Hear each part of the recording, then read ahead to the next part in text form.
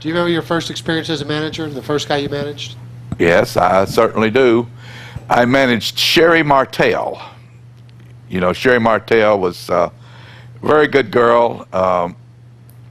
She didn't have any enemies. She liked the men. She was wild and promiscuous, but everybody liked Sherri. She was what we call one of the boys.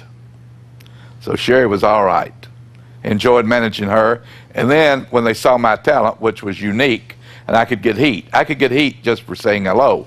I mean, a big fat guy comes out there and he tells everybody he hates fat people, and fat people take up space and they smell, and he's knocking fat people. When he's standing there as big as Free Willy himself, that's automatically heat.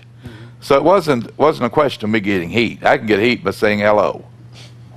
Talk about Sherri Martel as a young wrestler there, because most people know Sherri Martel, in my opinion, was one of the greatest, if not the greatest female wrestler ever to come down the pike. There's nothing that she couldn't do.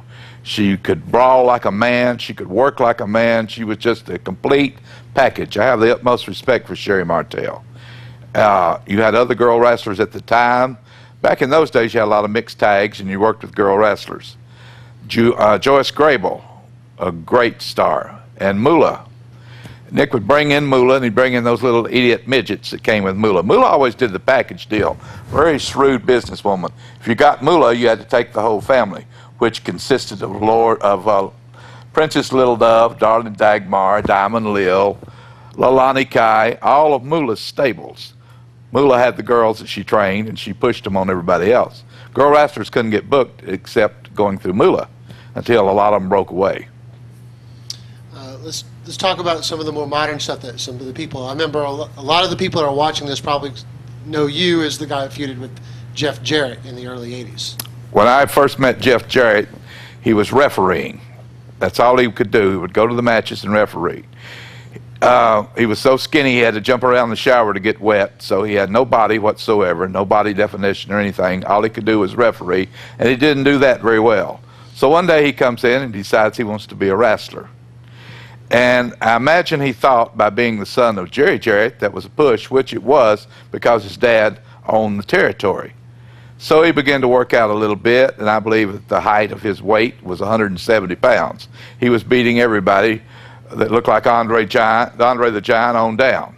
So pretty soon everybody knew, just like I referred to before, the promoter's kid got the punch, got the push, and everything else. But it did seem like Jeff Jarrett was able to at least keep a little bit of the credibility to stay on top, whereas George Goulas. Jeff Jarrett and George Goulas, now there's no comparison there. Jeff Jarrett paid his dues. He got in the ring and he did all this stuff, and he did the blade jobs, and he was he didn't mind doing it. He traveled the roads, he made all those trips, he did everything. I will give him credit for that. He did pay his dues, but if your dad owns the territory, you're looked on with favoritism, naturally.